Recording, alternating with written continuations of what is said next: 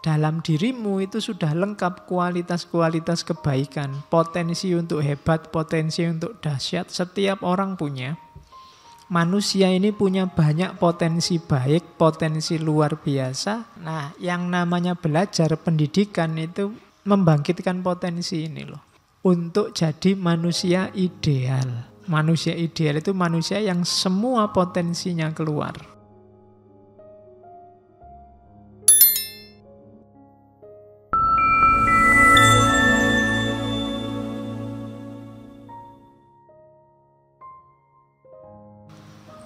Oke, bismillah. Assalamualaikum warahmatullahi wabarakatuh. Bismillahirrahmanirrahim. Alhamdulillahirabbil alamin. Wa bihi nasta'inu ala umurid dunya waddin. Allahumma sholli wa sallim wa barik ala habibina wa syafi'ina Sayyidina wa maulana Muhammadin wa ala alihi wa ashabihi wa man tabi'ahum bi ihsanin ila yaumiddin. Bismillah, kita tetap istiqomah melanjutkan ngaji kita. Ya meskipun ini sebenarnya masa prihatin, banyak saudara-saudara kita yang mendapat musibah. Kalau pakai teori-teori, banyak teori kita bahas sebelumnya, bahwa kita ini satu, kita ini level dan makom hidup kita sama selaku manusia. Sebenarnya bencana itu ya bencana kita semua. Tidak cuma bencananya saudara-saudara kita. Dan mungkin memang bukan sesuatu yang mengagetkan bahwa akhir-akhir ini banyak bencana. Karena sejak zaman Nabi dulu sudah dawuh bahwa ini kehidupan dunia hari ini itu fase-fase terakhir, babak terakhir. Makanya Nabi kita itu jadi Nabi pamungkas, Al-Quran jadi kitab suci pamungkas. Itu mungkin salah satu isyarat bahwa kalau pertandingan ini sudah final, jangan-jangan final babak kedua. Jadi sudah tidak lama lagi. Mungkin sebentar lagi ada perayaan champion atau perayaan nangis-nangis kalah. Jadi ini peringatan bagi kita semua. Ya tentunya menghadapi bencana, tidak cuma kirim Fatihah, tidak cuma sholat gaib, tidak cuma kirim doa. Karena kita ada di level yang sama, ya harusnya ayo kita lakukan apapun yang mungkin. Tidak cuma yang terbaik. Yang sekedar baik saja atau cukup baik saja juga ayo dilakukan. Apapun itu, ya termasuk tadi paling tidak ndonga, Fatihah. Doa yang tulus, jangan doa yang setengah-setengah atau doa yang terpaksa karena diajak pemimpin majelis untuk berdoa. Kalau ada waktu sempatkan nanti di kamar sendirian doakan yang tulus. Saudara-saudara kita yang banyak mengalami bencana. Yang kedua, jangan lakukan apapun yang malah nambah masalah. Banyak sekarang yang ada bencana itu malah nambah masalah. Ya memang tipenya manusia itu macam-macam. Ada orang itu yang problem solver, dia pemecah masalah. Ada yang part of the problem, dia bagian dari masalah. Ada yang lebih kurang ajar lagi, dia troublemaker. Ya, jadi biasanya sing troublemaker ini bagian wis ono masalah nambah masalah. Kalau bisa kita problem solver. Orang yang bisa nyari jalan keluar dari masalah. Maka jangan nambah masalah apa-apa. Kemarin rame ada orang, ini hukuman ini, tobat kan gitu. Cuma nyuruh tobat yang ditunjuk orang lain. Jangan-jangan bencana itu bencana atas diri kita. Jangan-jangan bukan mereka yang disuruh tobat, tapi kita. Mereka yang jadi korban tersucikan, yang meninggal langsung syahid. Kalau itu cobaan, ujian, jangan-jangan buat kita. Apa yang harus kita lakukan menghadapi bencana itu? Bukan mereka. Loh, tapi kan salahnya mereka, Pak. Mereka dosanya A, B, C, D. Jangan-jangan dosanya mereka yang A, B, C, D itu tidak apa-apa. Tapi dosamu, kamu sombong merasa bahwa kamu lebih benar dari mereka, itu yang membuat Allah lebih murka. Yang kayak gini kita harus agak sadar. Kalau urusannya salah benar, kudune bencananya nggak di sana, mungkin neng Israel apa neng di gitu. Bagi orang-orang yang salahnya lebih besar. Ada cerita luar biasa. Dulu umat Islam pernah shock ketika Baghdad jatuh. Baghdad itu kekhalifahan Abbasiyah. Bahasa Inggrisnya Caliphate of God, kekhalifahan Tuhan.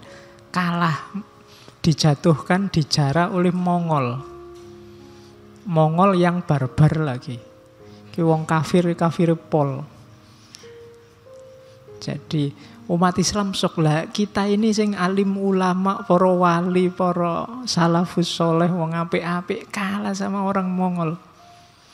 Ini logika yang banyak dosanya kena bencana mesti ndak masuk.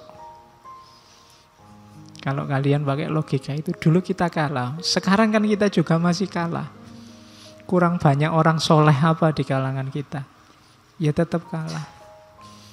Makanya logika ini mungkin perlu kita bahas lagi kapan-kapan kita ngomong filsafat bencana. Ya, loh banyak. Ada surat menyurat antara Voltaire sama Rousseau. Saat itu ada bencana di Portugal, Lisabon, sekitar abad-abad 18. Itu saling sindir antara Voltaire sama Rousseau karena saat itu gereja-gereja ambruk semua. Yang ndak ambruk rumahnya gubernur, rumahnya gubernur ini gubernurnya ateis, agnostik, anti Tuhan. Tapi rumahnya satu-satunya yang masih berdiri megah. Sementara gereja-gereja ambruk kabeh. Kita kan biasa gitu, wow masjidnya masih berdiri. Dulu ada kasus kebalikannya, malah tempat ibadah ambruk semua. Rumahnya orang ateis, orang tidak percaya Tuhan masih berdiri. Oh, itu terus sindir-sindiran antara Voltaire sama Rousseau. Voltaire ini kan pikirannya agak nakal-nakal gimana gitu, nyindiri orang-orang beragama. Kapan-kapan kita ngomong itu ya, filsafat bencana. Yang lain ngasih pertolongan, kita memfilsafati. Yo bisane mong filsafat, jadi apa-apa difilsafati.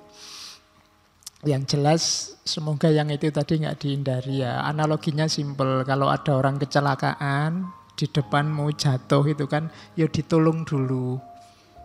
Ndak kok ada orang jatuh terus, kamu dosanya banyak ya, tobat dulu kan ndak ngono ya, ditolong dulu.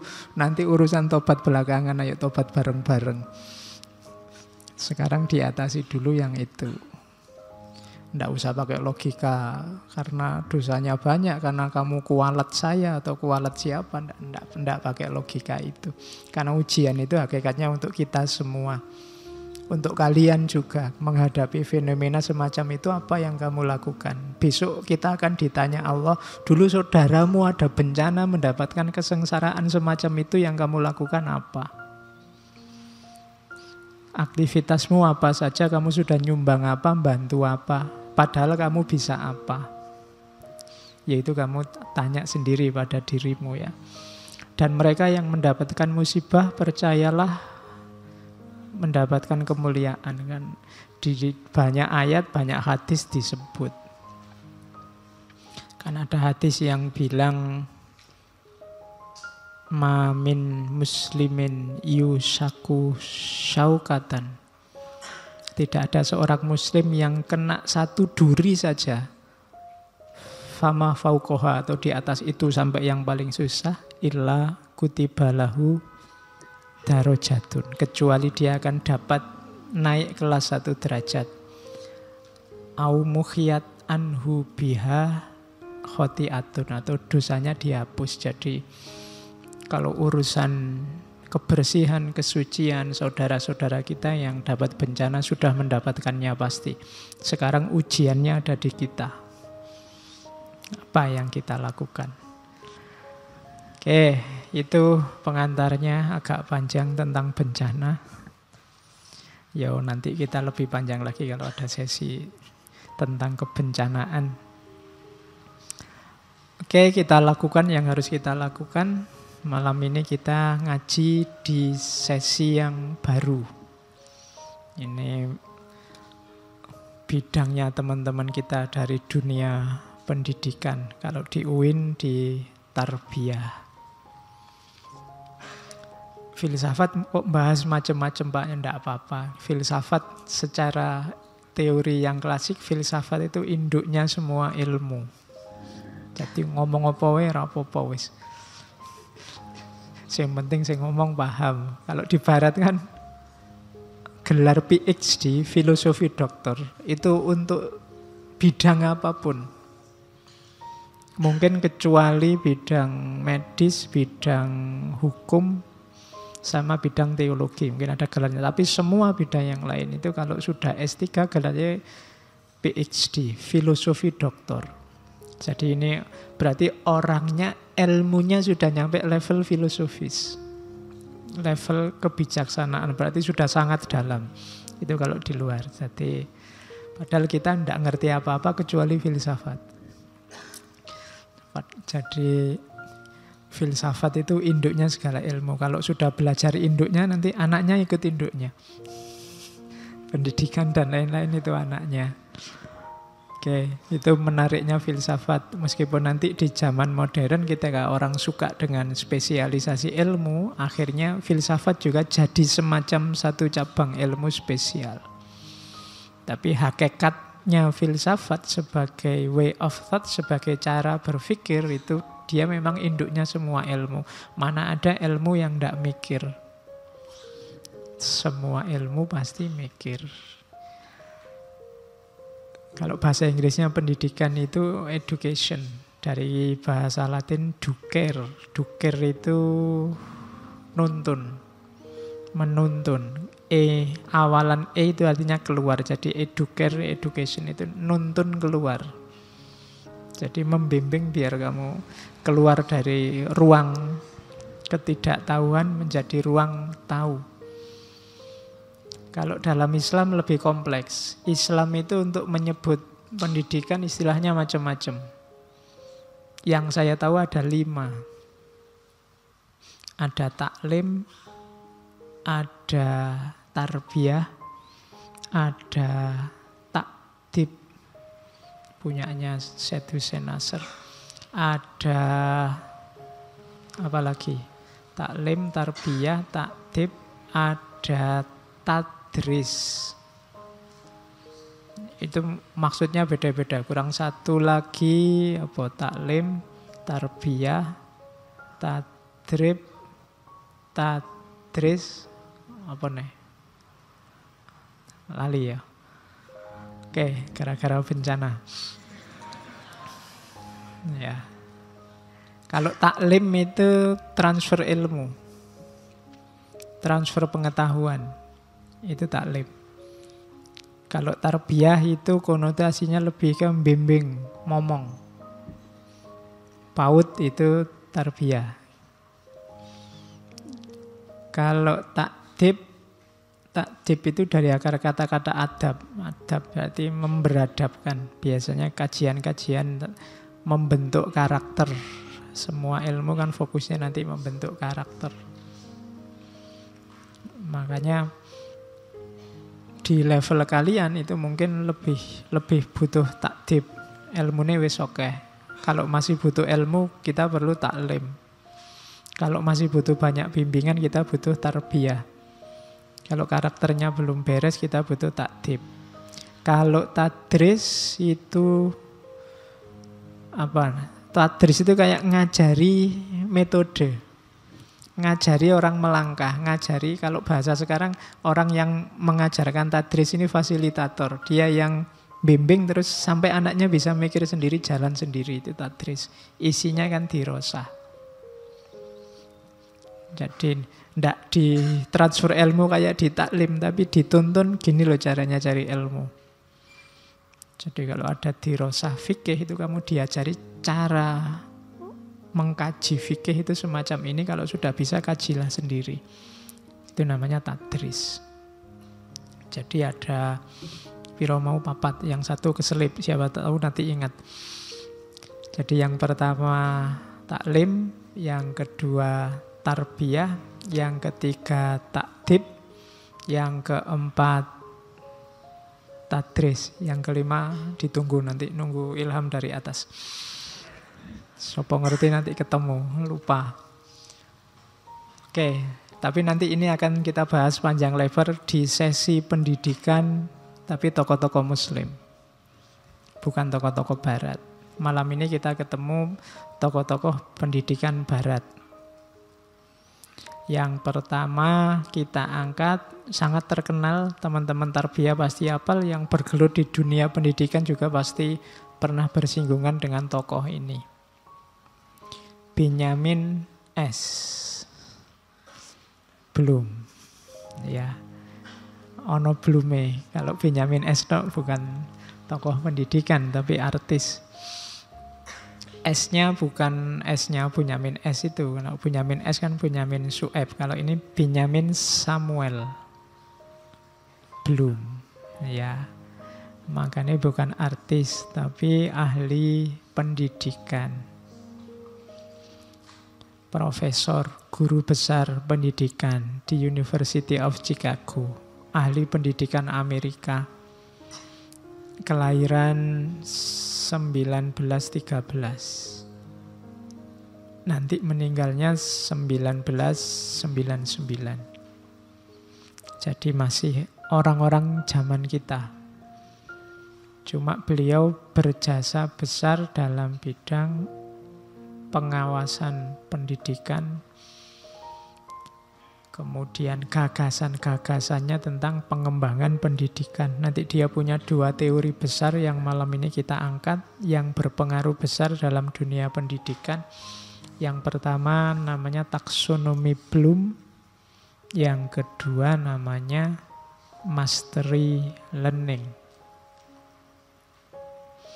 Ini 2 teori yang memberi banyak inspirasi dalam dunia pendidikan. Sebenarnya nanti ada beberapa sumbangannya yang penting untuk kita yang belajar filsafat tentang level-level kognisi.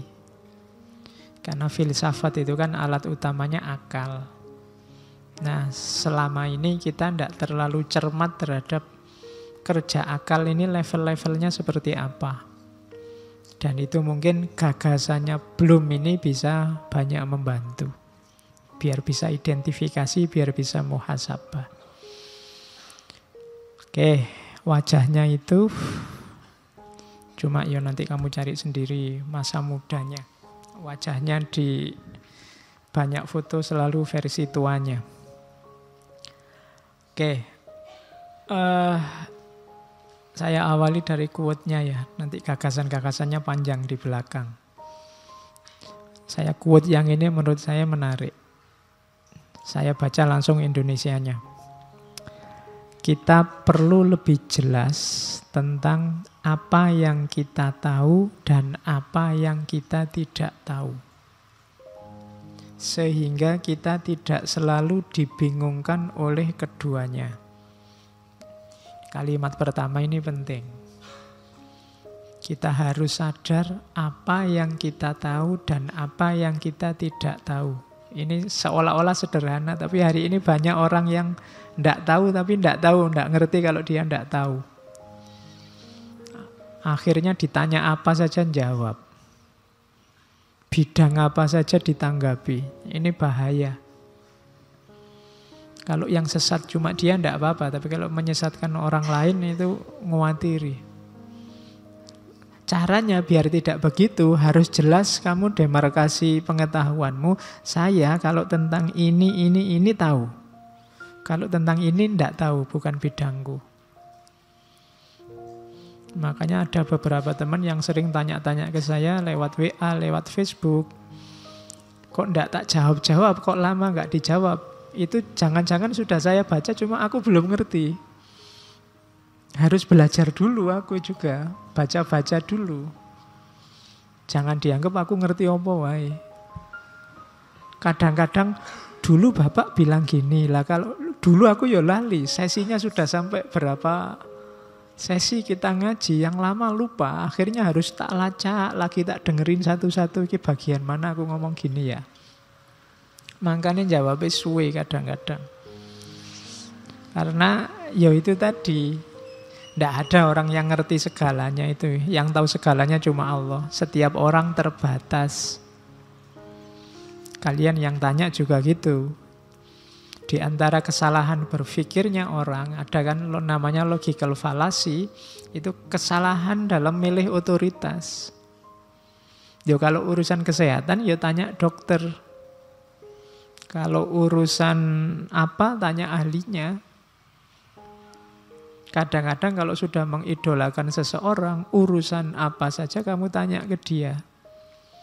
Zaman dulu mungkin di kampung-kampung itu kalau ada orang terkemuka, di tempat saya dulu Pak Kaum, itu orang tanya apa saja ke Pak Kaum. Nanam padinya kapan, kawinnya hari apa. Bahkan sebelum ngelamar, mau ngelamar anak ini itu harus ngadep Pak Kaum dulu. Loh itu betapa susahnya jadi Pak Kaum. Padahal bayarannya berapa, cuma dia kalau ada acara dapat berkat, cuma itu aja. Tapi ngurusi orang sak kampung, urusannya A sampai Z. Nah itu logical fallacy-nya terletak pada kesalahan otoritas ini. Salah milih otoritas. Kalau untuk apa, carilah yang apa. Itu maka kita harus sadar apa yang kita tahu dan apa yang kita tidak tahu. Banyak orang yang tidak tahu ngakunya tahu. Atau sebaliknya mungkin ada orang yang tahu tapi ngakunya tidak tahu. Kalian mungkin termasuk dalam beberapa isu adalah orang yang sebenarnya tahu. Tapi ngaku tidak tahu atau tidak merasa tahu. Padahal ngerti. Kalau bahasanya Ghazali ini kayak orang tidur. Bangunkanlah. Kalau orang yang tidak tahu ngaku tahu, ini orang tersesat. Ingatkanlah. Dielengke. Kalau ada temenmu kok ngabei, opo-opo pengen komentar, diingatkan, sampean itu ahli apa? Ya, serahkan pada ahlinya. Ya. Kan ada ya, idza wusidal amru ila ghairi ahli fantadhir sa'ah. Kalau urusan sudah diserahkan pada yang bukan ahlinya, tunggu saatnya. Ini kalimatnya sederhana tapi nyenggol. Tunggulah saatnya karena bukan bidangnya. Oke. Makanya jangan tanya pada saya tentang fikih. Fikih bukan bidangku filsafat. Jangan tanya, Pak hukumnya ngerokok apa Pak? Ngono ya Rais. Karena aku filsafat, ya bisa tidak. Pinginnya gimana? Mau dibikin halal ya iso, dibikin haram ya iso, dibikin makruh ya iso. Lo kan takut ahli filsafat tentang hukum. Tanyanya ke ahli fikih kalau tanya tentang hukum. Oke, jadi kalimat yang pertama itu penting. Jadi bikin demarkasi yang jelas, kalian juga apa yang kamu tahu, apa yang kamu tidak tahu. Jangan habiskan waktu untuk hal-hal yang kamu tidak tahu. Yang tahu saja, yang kamu urusi, kemudian nambah wawasan sampai kamu tahu, terus baru sibuk di yang kamu tahu. Nambah lagi wawasan sampai kamu tahu, demikian terus. Terus kalau aku boleh memiliki satu harapan tentang pendidikan, untuk pendidikan itu adalah penataan yang sistematis terhadap pengetahuan dasar kita, sehingga apa yang kita anggap kebenaran bisa dijalankan. Ini kalimat kedua juga penting. Apa kemudian tugasnya pendidikan? Yang pertama-tama adalah gimana caranya kebenaran bisa hidup. Yang kita anggap benar itulah yang berjalan. Itu antara lain tugas puncaknya pendidikan. Jadi yang kita anggap seharusnya itulah yang harus jalan. Mungkin dalam hidup kita banyak yang seharusnya jalan tapi tidak jalan. Belajar gimana caranya yang kamu anggap benar, itulah yang terwujud. Itulah yang kamu wujudkan. Jadi tugas pendidikan kalau boleh katanya belum ini. Sisanya sementara apa yang sifatnya tahayul, apa yang sifatnya iseng, iseng berarti tidak serius, apa yang sifatnya mitos, dipandang sebagaimana adanya. Ya tahayul, ya anggap saja itu tahayul. Yang iseng anggap iseng, yang mitos anggap mitos. Dia bukan pengetahuan sejati, pengetahuan pasti tentang kebenaran. Tidak digunakan Pak, katanya. Belum, ya digunakan saja kalau kita tidak punya bahan yang lain. Dalam situasi frustasi, putus asa, ya biyen. Kalau tidak ada sandaran, boleh. Jadi ya dijawab dengan takhayul, dijawab dengan mitos, dijawab secara iseng. Kalau tidak ada pengetahuan tentang itu. Sementara kamu belajar buat bersandar biar kamu tidak stres, tidak sumpek, ya takhayul dikit tidak apa-apa lah. Itu bahasa kasar belum gitu. Jadi kadang-kadang kan kita pinjem media-media ini untuk kepentingan-kepentingan kita. Jawaban-jawaban mitos, jawaban-jawaban tidak serius. Kalau pas ditanya tidak bisa kan kita gayanya jawabnya sambil guyon, sambil iseng. Ya tidak apa-apa. Untuk nutupi sementara. Nutupi kebodohan kita. Oke, jadi hidup dasarnya kebenaran. Wujudkanlah kebenaran. Meskipun ya kita terbatas, kadang-kadang ada banyak hal yang tidak terjawab. Jawaban sementara yang sifatnya mitos, takhayul, ya tidak apa-apa. Sampai nanti kita ketemu dengan kebenarannya. Oke, ini kalimat-kalimat awal. Rasanya sangat timur, tapi sebenarnya ini pakai logikanya barat. Nanti saya selang-seling barat-timur, mungkin nanti di satu titik kita akan sadar sebenarnya barat dan timur itu tidak ada bedanya. Entah kapan. Oke, terus. Belum ada yang bilang masuk aliran humanistik kalau dalam pendidikan, ada yang bilang masuk aliran behavioristik. Dua-duanya bagus. Aliran humanistik itu punya pandangan bahwa belajar itu adalah aktualisasi diri. Manusia ini punya banyak potensi baik, potensi luar biasa. Nah, yang namanya belajar, pendidikan itu membangkitkan potensi ini loh. Aliran ini namanya aliran pendidikan humanistik. Dalam dirimu itu sudah lengkap kualitas-kualitas kebaikan. Potensi untuk hebat, potensi untuk dahsyat, setiap orang punya. Nah, pendidikan itu biar potensimu keluar. Yang semula hanya potensi, sekarang diaktualkan. Itu namanya pendekatan humanistik. Maka ketika merancang kurikulum, merancang apa yang harus disampaikan, merancang teori apa saja yang harus diceramahkan, konsep apa saja yang harus diberikan, itu dalam rangka mengaktualkan potensimu. Jadi untuk jadi manusia ideal. Manusia ideal itu manusia yang semua potensinya keluar.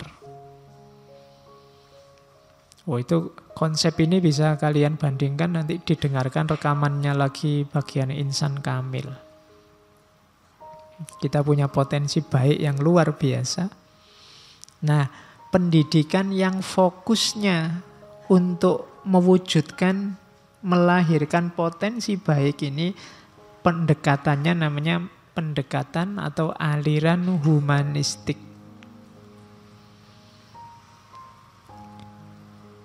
Tandingannya aliran humanistik ini aliran behavioristik. Kalau aliran behavioristik ini aliran yang tujuannya bukan mewujudkan manusia ideal, tapi mengubah manusia jadi lebih baik sesuai ideal yang sudah ditetapkan sebelumnya. Nah, ini namanya behavioristik. Jadi kalau behaviorisme, mari kita mewujudkan siswa yang Pancasilais. Caranya ABCD. Nah, ini behaviorisme. Jadi titik tekannya pada perubahan. Dikasih apa nanti biar dia berubah begitu. Dikasih ajaran moral biar dia sopan santun. Dikasih ajaran fikih biar dia patuh beribadah pada agama. Nah, ini yang semacam ini, pendidikan dengan gaya semacam ini namanya aliran behavioristik. Kalian saya ajari filsafat biar mikirnya cerdas, biar mikirnya jernih. Nah, ini behavioristik. Kalau humanistik, kalian itu punya kemampuan berpikir jernih. Ayo ditampilkan, kayak gini loh. Nah, itu behavioristik. Isinya mungkin sama, tapi asumsinya beda. Jadi yang satu, idealnya itu sudah ada dalam dirimu, sekarang dihidupkan.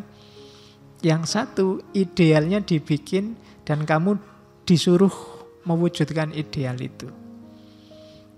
Yang satu humanistik, yang satu behavioristik. Jadi yang humanistik itu bergerak ke dalam, diaktualkan keluar. Kalau yang behavioristik, kamu mengejar ideal keluar. Nah, itu definisi bukunya ya yang saya tulis itu. Nanti teman-teman tarbiyah, teman-teman pendidikan pasti punya yang lebih detail. Tapi karepnya begitu. Berarti asumsinya dalam aliran humanistik, dirimu sudah ada perangkat-perangkat lengkap, tinggal dihidupkan. Sementara kalau behavioristik, dirimu ini kayak semacam papan kosong, diisi apa saja, nanti seperti itu kamu akan berubah.